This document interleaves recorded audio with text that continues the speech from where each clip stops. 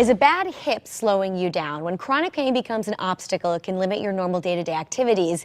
And when walking or even sitting becomes a challenge, you may be a candidate for hip replacement surgery. Here to talk about advances in this procedure is Dr. Obi Osuchi, an orthopedic surgeon at Mid-State Medical Center. Doctor, thank you for being here on Connecticut Style. Thank you, Teresa. So let's talk a little bit about the causes of hip pain. I guess it really depends. I mean, young people and old people suffer from this. Absolutely. Hip pain could be caused by a traumatic event, or it could be caused by several different things. But one of the most common reasons why people complain of pain in their hip is because of hip arthritis. Hip arthritis is really a term used to refer to the change in the normal smooth cartilage of the hip, which then progressively wears out and becomes to the point where the bone starts to contact bone in the hip, and that's very painful. We call that bone-on-bone arthritis, and that's very painful condition. I mean, it causes people to limp. It's hard to exercise. It really does affect your everyday. Absolutely. So. And then what is the reason people will need a full hip replacement? So typically when patients come into the office to be evaluated for this, they have, it's typically in the early stages. So we'll try different things like anti-inflammatory medication. Sometimes we give them prescription anti-inflammatory medicines. Sometimes we do hip injections. We inject a steroid, and we inject a combination of a steroid with a local anesthetic into the hip joint. We may ask the patient to exercise or try to lose weight. We encourage them to try to lose weight if that's a contributing factor, or use a walking aid. A lot of people don't like using walking aids because they feel like it makes them look very old.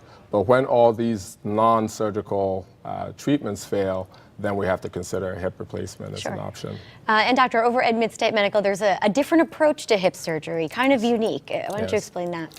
So it's actually not, it's a relatively new approach, but it's been around for a long time, since the 1960s in France. Surgeons have been using this technique to access the hip joint. It's just a new way of accessing the hip joint from the front. It's really caught on more in the past decade or so because of some recent technological advances which allow easier access from the front of the hip. And then, so if there's easier access to the hip, there must be, I would assume, create an easier procedure for surgery. Right. And then that would mean less recovery time, that type of thing? Yeah, so if you compare the anterior approach with some of the conventional approaches, so in the posterior approach or the lateral approach, the patient's positioned on their side and the incision is made on the sides of the hip. To access the hip joint, muscles have to be detached from the back of the femur or from the pelvis in order to get into the hip joint. From the anterior approach, it takes advantage of a natural interval between muscles. So the muscles get spread instead of really detached or cut. So no cutting of muscle takes place. And the hip is also an anterior structure, so it's closer to the front of the body than to the back. And so it makes sense that it would be easier to disrupt less tissue getting into the hip joint from the front. I guess the million-dollar question is, why aren't more doctors doing the procedure like this? So many different reasons, like we talked about earlier. One of the reasons is that it's a relatively new approach, and not everyone is very familiar with it. Not everyone has been trained in the approach. And another reason is that there's specialized equipment that's not available at many different centers. We're actually looking at that. That's what's in the operating room? Yeah, so this is a specialized operating table called the HANA table, and it allows the patient to be positioned in a very specific and reproducible way that facilitates access to the hip joint.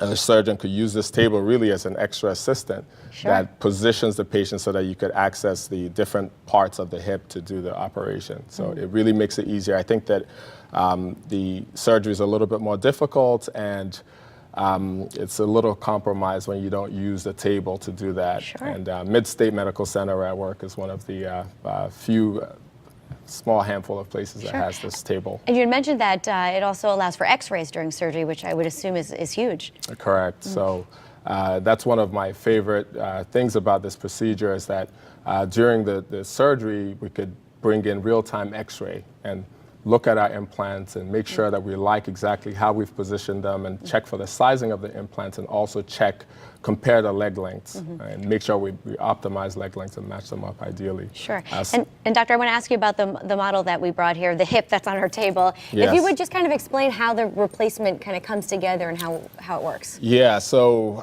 like I said, we access the hip from the front, we spread the muscle tissue, and we gain access, we remove the femoral head and neck, which is arthritic, then we gain access to the pelvis here, and we use a special grater to remove all the arthritic cartilage from the socket, and then we place this shell in, which has been specially roughened up to permit bone to grow into it over time. And we put in a piece of plastic, which is polyethylene, and then we do something similar with the femur and widen the canal a little bit and put the stem in. And then we put the head, which replaces the arthritic femoral head, and it fits like a glove, right? Very good. All right, we're going to put some information up on the screen. On October 23rd, you're offering a special seminar, Keep Moving, Finding Relief from Joint Pain, on Midstate Medical. It's at the Family Health Center, not at the hospital, the Family Health Center. You could see the information on your screen. It's 1 to 3, and you could call the number on your screen to register, 866-662-5678. Doctor, this was a wealth of information. Thank you so much for being here. Thanks for having me.